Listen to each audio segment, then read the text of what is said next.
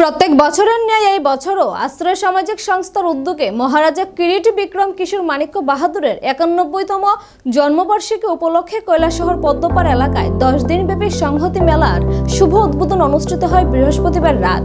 এই সংহতি মেলা 25 বছরে পা দিয়েছে। মঙ্গল প্রদীপ প্রজ্বলন করে এই মেলার শুভ উদ্বোধন করা হয়।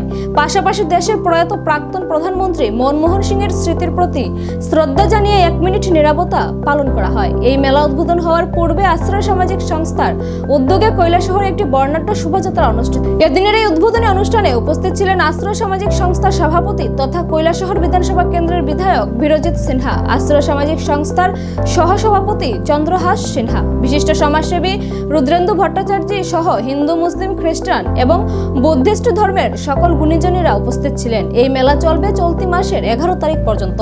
এই 10 দিন মেলা প্রাঙ্গণে নানা ধরনের সাংস্কৃতিক অনুষ্ঠান অনুষ্ঠিত হবে। পাশাপাশি বিভিন্ন ধরনের সাংস্কৃতিক অনুষ্ঠান অনুষ্ঠিত হয় এই মেলা প্রাঙ্গণে। কৈলাসহর বিধানসভা কেন্দ্রের বিধায়ক বীরজিৎ সিনহা এই মেলা সম্পর্কে বিস্তারিতভাবে আলোচনা করেন তার বক্তব্যের মাধ্যমে।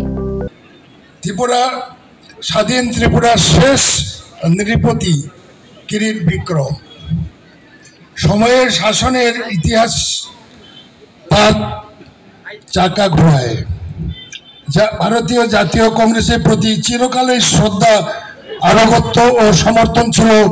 রাজবংশের এই প্রথম গণতান্ত্রিক আবহে নির্বাচনের মাধ্যমে গণতন্ত্রের আশীর্বাদ নিয়ে ত্রিপুরা লক্ষ্মীকে বরণ করার জন্য প্রস্তুত হলেন। কিরিট বিক্রমকে জাতীয় কংগ্রেসে মনোনয়ন দিয়ে শ্রীমতী ইন্দিরা গান্ধী দূরদর্শিতার পরিচয় দিয়েছিলেন। রাজতন্ত্র থেকে নেমে এলো জনগণের ধূলি দূষণিত পথে প্রথমবারের মতন সংসদ রূপে নির্বাচন হলেন তিনি 1967 সালে। তার রাজনীতির জীবনে হাতে করে দিয়ে পূর্ব ত্রিপুরা সংসদীয় আসন থেকে শুরু হয়েছে। আমি দীর্ঘ পর্ব না, ওনার সঙ্গে আমি ওনার সান্নিধ্যে এসেছি। রাজ পরিবারের সঙ্গে আমিও নিবিড় সম্পর্ক, কারণ রাজমাতা বিভু কুমারী দেবী কোনোখানে বক্তৃতা দিলেই বলতেন আমার 2 ছেলে বিরোধিতার পদ্ধতি, কারণ আমার সঙ্গে একলগে ক্যাবিনেট মিনিস্টার ছিলাম এবং এই মহামান্য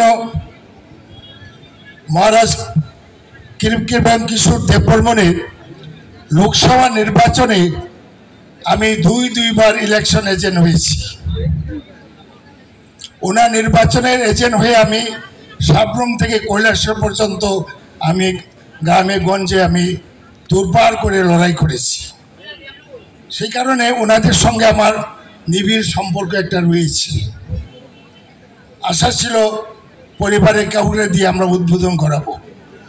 রাজমাতাজির সঙ্গে আমি টেলিফোনে কথা বলেছি, উনি আসার মতন পরিবেশ নেই, ওনার একটা আঙ্গুলের চোট পেয়েছে, নানা প্রবলেম ছিল।